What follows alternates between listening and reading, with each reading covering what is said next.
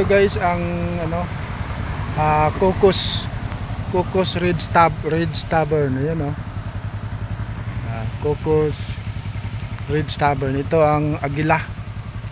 Malaking agila sa likod ko. Hindi ko alam kung ano ang kumpanya ito, pero ang nabasa ko dito, Cocos Stubborn. Hindi ko alam kung anong negosyo ito. Basta meron lang agila sa harap ng kanilang gate. Ang ganda ng agila na pagkagawa. So ito ang National Highway ng Don Salvador Benedicto. So pasyal tayo dito guys sa Don Salvador Benedicto. Ito ang barangay Higmayaan. So ang sa Don Salvador Benedicto guys ay ito ang nag-iisang bayan ng Negros Occidental na ang klima nila dito ay malamig kasi nasa ibabaw sila ng bundok. Nandito sila sa tuktok ng bundok ang bayan ng Don Salvador Benedicto. Maganda ang lugar, maganda sa mga tanawin. Maraming mga pine trees ang itinanim dito. Ang mga pine trees ay proyekto ng gobyerno dito sa Don Salvador Benedicto. Tingnan nyo guys oh, ang ganda ng tanawin dito sa itaas ng bundok ng Don Salvador Benedicto. Ito ang kanilang National Highway, ang lapad ng kanilang kalsada. So ito nakikita nyo ngayon, may maraming mga pine trees. Itinanim ito ng gobyerno ng bayan na ito. So dahil sa pine trees, maraming mga turista o mga local tourists na palaging pumupunta dito dahil malamig ang klima sa bayan na ito. So yan oh, naglalakihang mga pine trees. Mamaya papasok tayo dyan oh, sa gitna ng forest ng pine trees. Forest pine trees. Maraming mga sasakyan na nakastop kasi mamasyal. At saka meron ding mga tindahan na prutas dito sa gilid ng kalsada. Kung gusto mong bumili ng mga prutas, marami kang mapagpipilian, no? Marami silang prutas tulad ng pinya, saging, santol, at iba pa, mga abukado, at saka kamote. So mamaya pa papasok tayo dyan sa pine trees forest. So yan ang mga iba't ibang uri ng prutas dito sa Don Salvador Benedicto. So yan oh, yung mga ito ang mga maliliit na saging, yung tinatawag nilang saging mungkoy. Meron din silang durian oh, tsaka sweet corn. So marami talagang prutas ang bayan na ito guys. Kung makarating ka rito, sigurado maaaliw ka sa mga tanawin dito sa Don Salvador Benedicto. Isa sa mga bayan ng Negros Occidental. Halika, samahan niyo ako. Tatawid tayo sa kalsada. Maingat lang tayo kasi super highway ito eh. Maraming mga sasakyan na nakapark kasi pumasok sila na mamasyal yung iba. Yan ang pine trees forest. Maraming mga pine trees. Naalala ko noon na nag-road widening pa ang gobyerno. Itong mga pine trees ito, nakikita natin ngayon, maliliit pa ito. Way back 2010, 2008 yata yon itinanim nila. 2008 yata ito tinanim. So ngayon makikita ko na malaki na ang mga pine trees. Yung iba nasira lang sa bagyo. So tuwing Holy Week, maraming mga taong namamasyal dito sa forest na ito kasi maaaliw ka sa ganda ng tanawin dito. So ito ang initiative na project ng gobyerno para ang mga local tourist ay pwede silang mamasyal dito sa Don Salvador Benedicto. So yan, maraming namamasyal ngayon.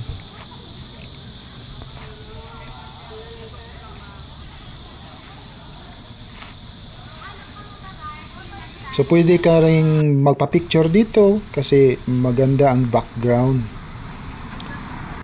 Labas na tayo guys.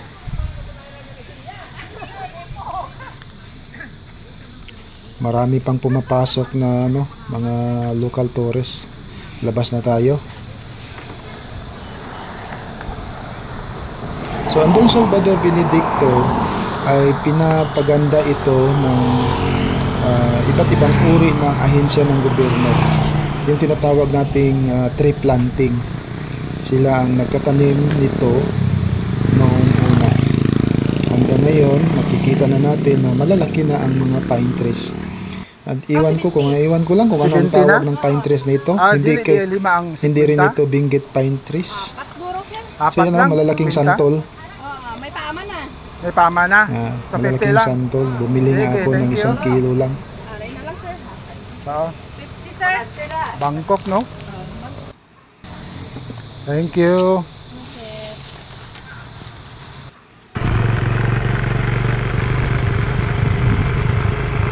Guys, tayo na, uwi na tayo.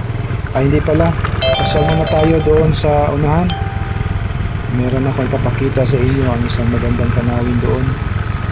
Curious nga ako nang dumaan ako kanina, yung tinatawag nilang New Town Center dyan sa unahan. Papasukin natin kasi hindi naman ipinagbabawal. Titingnan natin kung ano ang itsura ng tinatawag nilang New Town Center. Parang ano to parang isang lugar na i-develop pa nila. So katatapos pa lang ng kalsada. So ito, 2 lanes lang ang kalsada papasok dito sa tinatawag nilang New Town Center. Ano kaya makikita ko doon sa dulo? Ang kalsada na ito guys ay papataas ng papataas.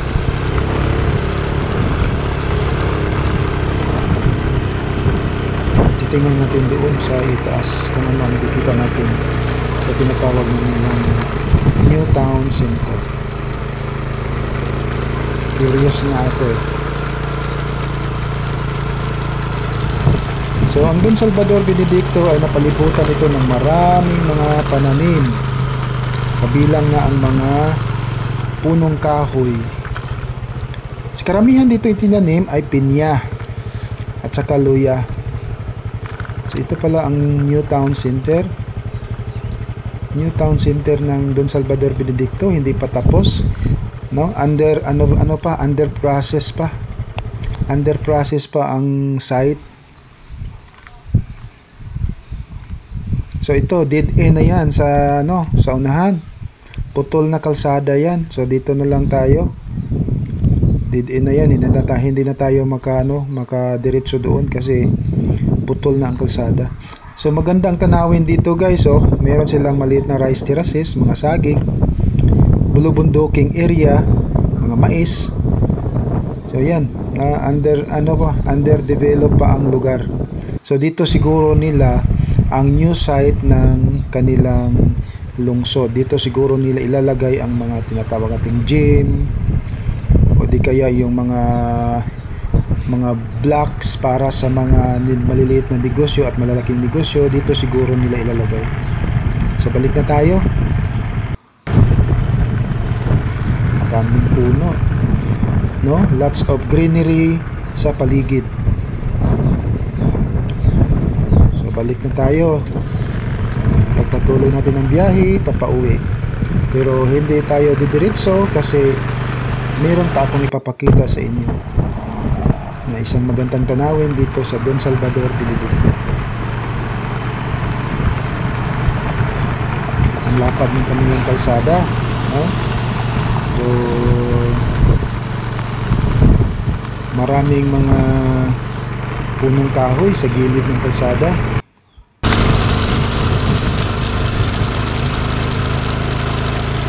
Maganda talaga ang kalsada dito sa Don Salvador Benedicto patungong Bacolod. By the way, patungong Bacolod ito from San Carlos City, Don Salvador Benedicto, and then Murcia, Bacolod City.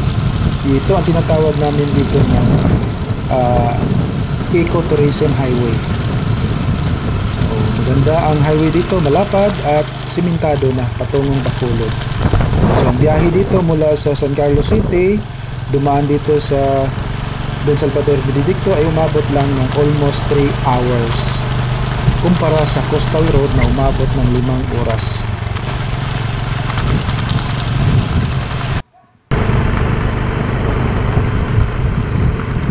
Ito guys, ipinapakita ko sa inyo kung ano ang itsura ng Don Salvador Benedicto. So, maraming naglalakihang mga punong kahoy.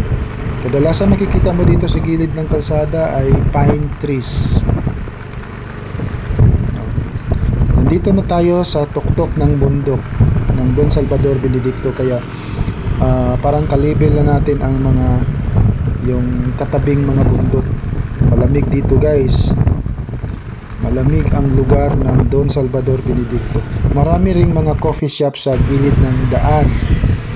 Kung gusto mong magkape kasi malamig ang lugar, pwede ka dito mag-stop over kasi maraming mga coffee shop. Dito guys, nadaanan ko ito. Parang nagugutom kasi ako eh. Unsa ni? Kanding? Sir, Kanding na? apoy ano? Baboy. Anong init sa inyo? Yan ang kami batsoy. Batsoy, Batsoy ka. batsoy ka mo? Ilan ang batsoy yaw?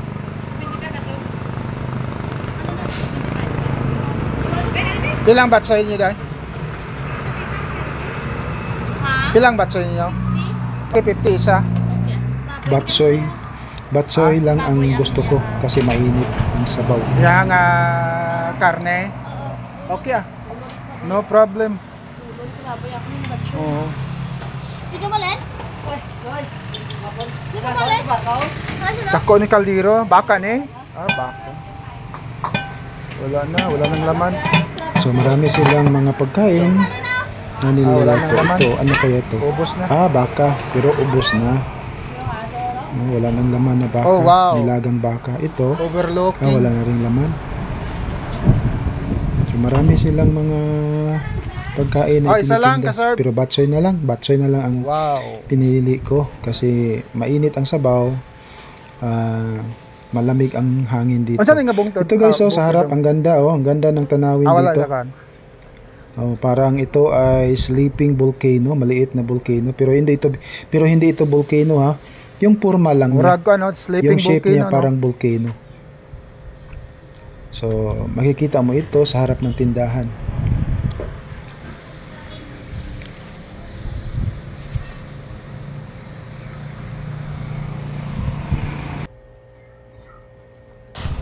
Lamig dito guys. Ang Don Salvador Benedicto ay isang maliit na bayan lang. So, nandito ako ngayon sa municipality So, relax ng Don muna tayo, Salvador guys. Benedicto, Negros Hihintayin Occidental. natin ang order na batsoy. Bulubundukin ang kanilang lungsod, ang kanilang bayan guys. Yan sa likod Yan Okay.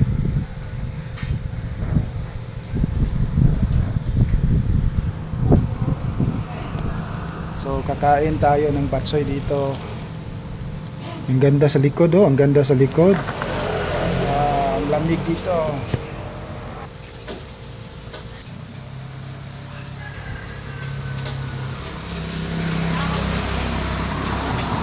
So di sa pilit niya?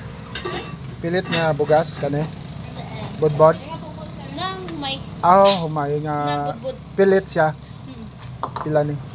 Tagpulo.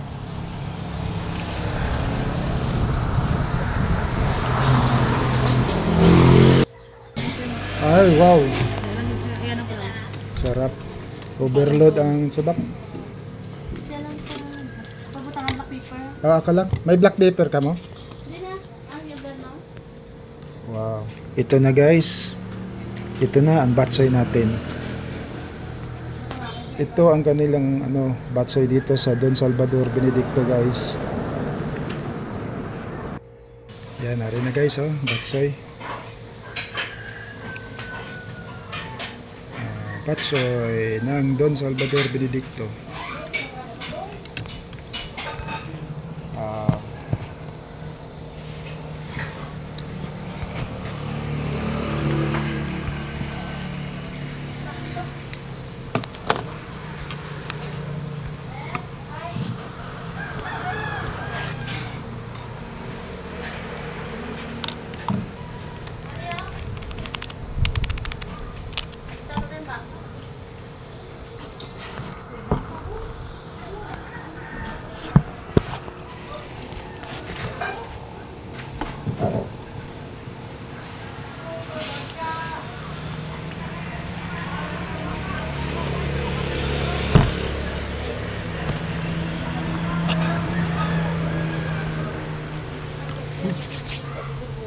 Sarap.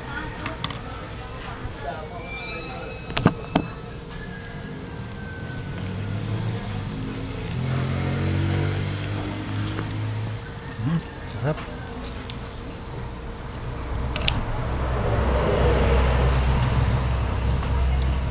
Kasi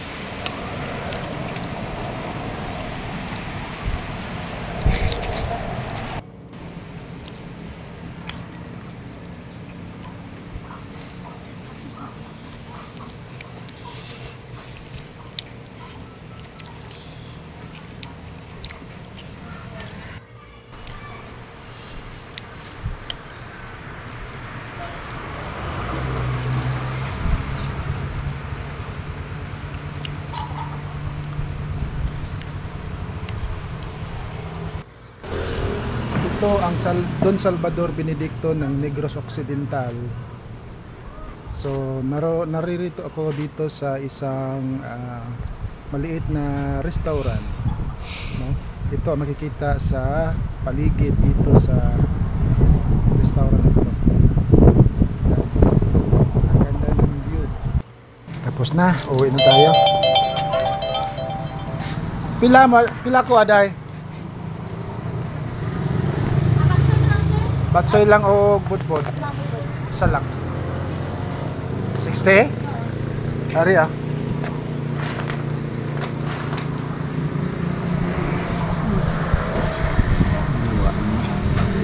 Napala sila, Joy. 60. Ari ah, 10. Thank you.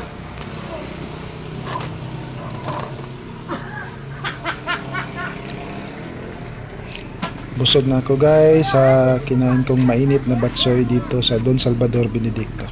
Uwi na ako. Look me in the eyes, tell me what you see.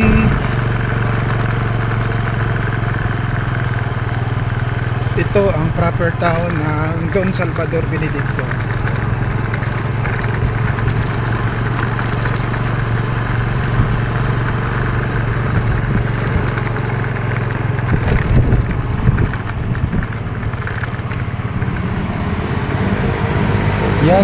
Yan ang kanilang bagong public market dito sa DSB. So hindi pa tapos pero maganda ang kanilang public market dito sa DSB. So ito ang municipal site. Maraming mga naglalakihang mga punong kahoy dito sa gilid ng municipal hall.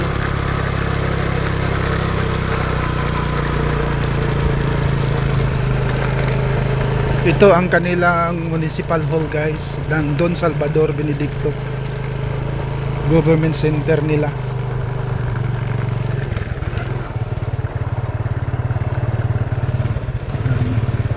Ito ang mga vehicles ng gobyerno. Maraming naglalakihang mga punong kahoy dito. Sinadya nila itong tinanim para mapigilan ang landslide dito sa lungsod, dito sa malapit sa building ng municipal hall.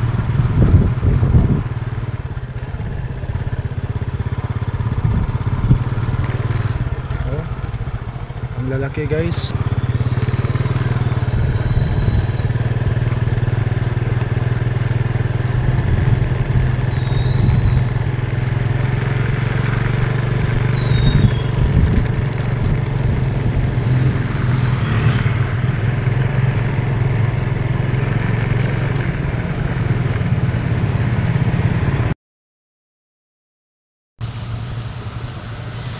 Dito sa Don Salvador Benedicto, Don Salvador Benedicto, dito ang mga iba't ibang uri ng ornamental plants.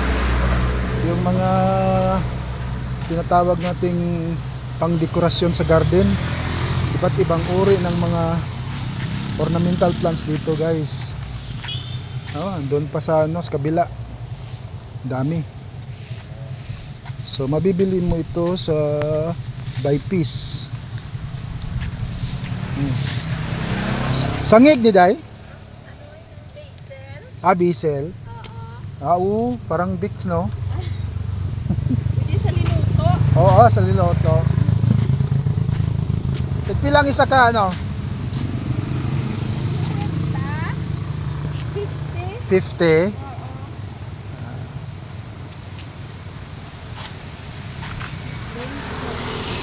Diesel. Ang dami ng mga pananim dito.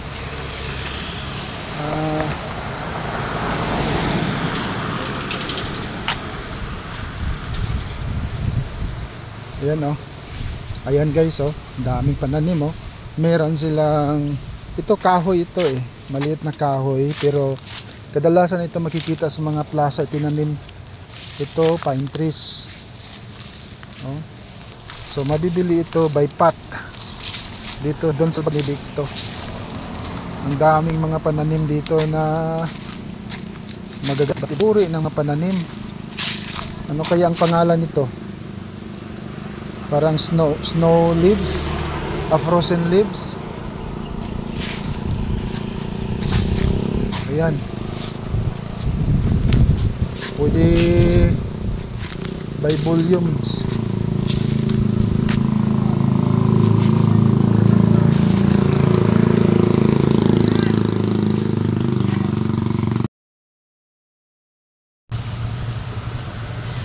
Dito sa Don Salvador Benedicto, Don Salvador Benedicto, dito ang mga iba't ibang uri ng ornamental plants. Yung mga tinatawag nating pangdekorasyon sa garden. Iba't ibang uri ng mga ornamental plants dito, guys. Doon pa sa sa kabila. Dami. So mabibili mo ito sa by piece. Sangig ni Day? Basil. Basil. Oo. Parang Vicks, no? Pwede sa linuto. Oo, sa liloto. Pilang isa ka, ano? 50. 50. Oo.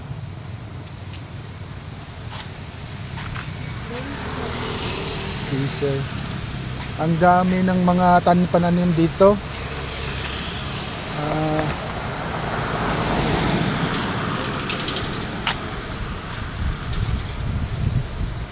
Ayan, ayan, guys, daming pananim, meron silang, ito kahoy ito, maliit na kahoy, pero kadalasan ito makikita sa mga plaza tinanim. Ito pine trees. So mabibili ito by pot dito doon sa Benedicto. Ang daming mga pananim dito na magagandang uri ng mga pananim. Ano kaya ang pangalan nito? Parang snow leaves, frozen leaves. Ayan. Maraming mga ornamental plants talaga dito sa Don Salvador Benedicto, guys. So ito ay pamilya ng mga pine trees, no? Ito ang mga best seller sa in terms of ornamental plants. Ang gaganda kasi ng tayo ng tanim nito. Ang pinaka magandang tanawin dito sa Don Salvador Benedicto ay ang Malatanog Falls. Ito, dito mo makikita ang Malatanog Falls. Halika, samahan mo ako. Titingnan natin, aliwin natin ang ating mga mata sa yung pagtingin ng waterfalls. Halika, samahan mo ako. Nice view. Malatanog Falls ito, guys. Ito ang viewing deck. Viewing deck ito, makikita mo doon sa unahan ang Malatanog Falls. Ayun, Yan, malayo-layo lang dito sa kinaroroonan ko, pero kitang-kita ang Malatanog Falls. So yan, nasa pagitan ng mga malalaking bundok na merong Malatanog Falls o merong falls dyan. So marami ding mga punong kahoy. So ang bundok na yan ay hindi ginalaw ng mga tao, no? Maganda kasi ang view kapag maraming punong kahoy tapos mayroong waterfalls. Patuloy natin ang ating biyahe. Ito, ang highway na ito ay busy ito kasi marami itong coffee shop dito, no? Maraming coffee shop. Maliban doon, marami ding mga nagtitinda ng mga chips, mga prutas sa gilid ng daan. Kagaya nito, maraming mga saging. Maraming saging na nakadisplay sa gilid ng highway. So yung mga motorista ay occasionally huminto sila para bumili ng mga saging. Halika, tingnan natin ang kanilang mga prutas. Ito, pinya, mga saging din. Ilan yung saging ni Ma'am? Meron din silang Isa ka yung na? saging na mungkoy. Itong saging na ito ay tinatawag na Kardaba, mungkoy. may Saging mungkoy. 30. Ang tawag namin dito sa Negros. Meron din silang mga root crops katulad ng kamuti. Ano po, 100? Meron din silang avocado. 150 na ni. So karamihan dito ang dinidisplay ang mga saging. So, ilang saging ni mo, madam? Nakardaba? 30 ang kilo. 30.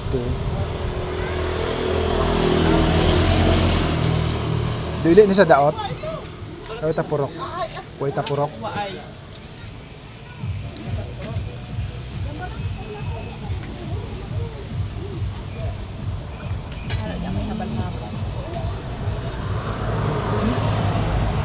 Dagko, no? Ano. Wala. Bumili ako ng saging, guys. 117. 117? O 115. 117.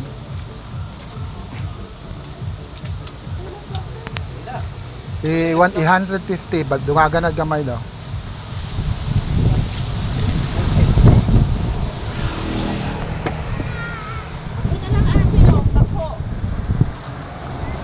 Kanilang madam. Dili siya pwede mapikas, mga 150. Why na putol diha?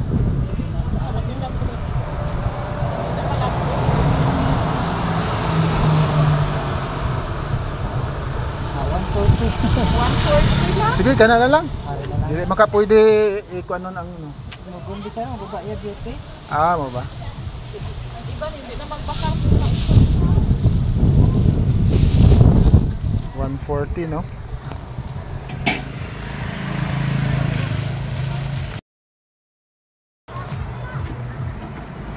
Avocado, pinya. Ay, motor. Ha?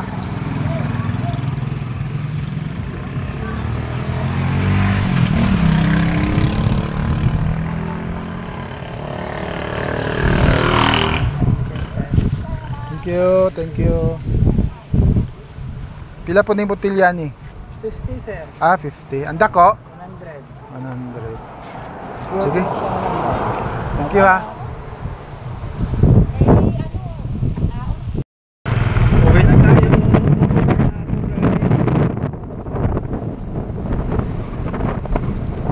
Ito, yan ang kanlang. Volcano, guys. Kitang-kita rito ang Canlaon Volcano.